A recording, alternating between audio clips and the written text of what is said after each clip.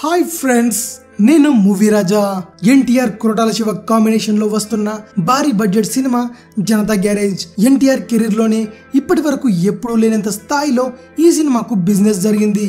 సినిమాను అనౌన్స్ చేసిన దగ్గర నుంచి ఎన్టీఆర్ ఫ్యాన్స్ అందరూ కూడా పూర్తి నమ్మకంతో ఉన్నారు.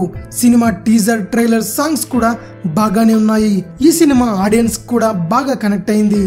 Back to back blockbuster hits ఇచ్చిన కొరటాల శివ పైన బయర్స్ ఫుల్ కాన్ఫిడెంట్ గా ఉన్నారు.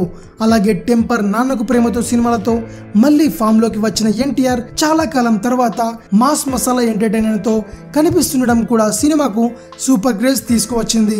ఇదిలా ఉంటే కొరటాల గత సినిమాలు మిర్చి, శ్రీమంతుడు లాని గ్యారేజ్ లో కూడా కొన్ని కామన్ విషయాలున్నాయి. వీటిని సెంటిమెంట్ గా తీసుకోవడం వల్లే కొరటాల తన సినిమాల్లో ఖచ్చితంగా ఉండేలా చూసుకుంటున్నాడని జనాలు చెప్పుకుంటున్నారు. కొరటాల శివ తొలి సినిమా మిర్చిలో ప్రభాస్ స్టూడెంట్ గా నటించాడు.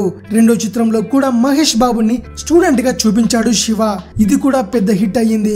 మూడవ సినిమా జనతా గ్యారేజ్ చిత్రంలో కూడా ఎన్టీఆర్ ని ఐఐటి స్టూడెంట్ గా చూపిస్తున్నాడు కొరటాల.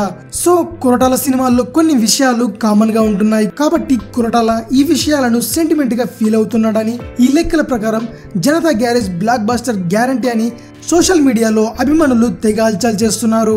కొరటాల శివ కూడా జనతా గ్యారేజ్ భారీ విజయాన్ని అందుకుంటుందని ఫిక్స్ అయిపోయాడట. మరి జనతా గ్యారేజ్ ఏ రేంజ్ లో విజయాన్ని సాధిస్తుందో చూద్దాం. ఇది విషయం. మరిన్ని మూవీ న్యూస్ కోసం రిమిక్స్ కింగ్ ఛానల్ ని సబ్స్క్రైబ్ చేయండి.